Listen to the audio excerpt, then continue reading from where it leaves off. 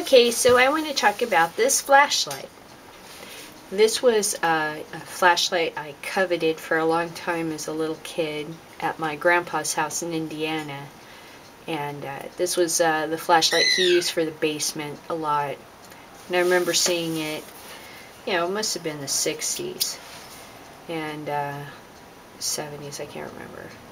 But I used to love this flashlight because of its look, and I loved the red button. It always, you know, looked like a lightsaber before there was even lightsabers or Star Wars or anything. It just looked really cool, I thought, and space aged. So after he passed away, and, you know, of course we had to sell the house and everything, I made sure to grab the flashlight. And this has been kind of sitting on a shelf with some of his other ham radio stuff, and I really never thought much about it.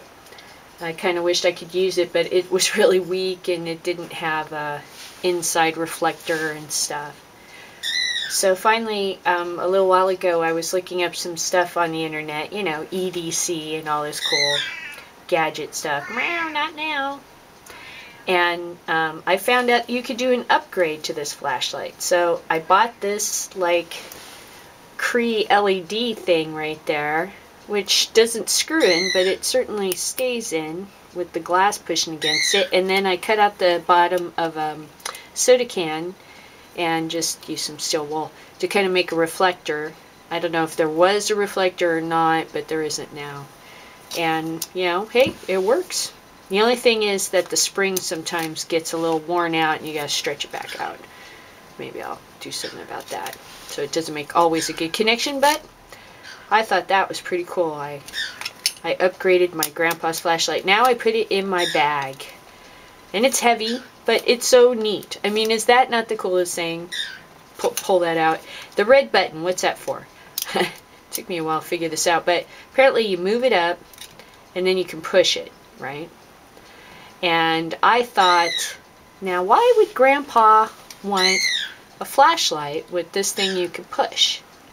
What's he gonna signal trains or something? His dad was a railroad conductor. He had a gold watch and stuff.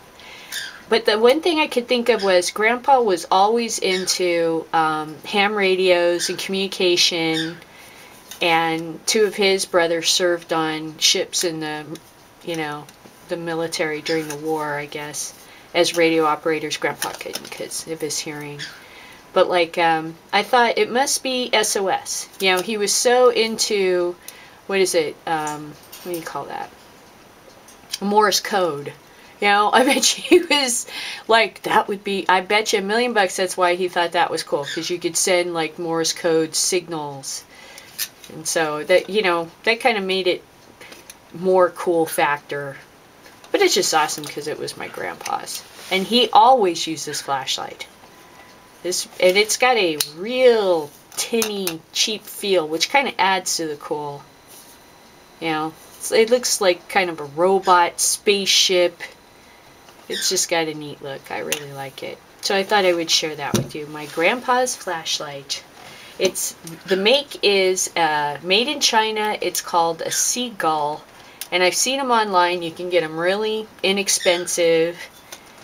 I've also seen them pick them up on that American Picker show that's like on TV. So I know you can pick them up pretty inexpensive.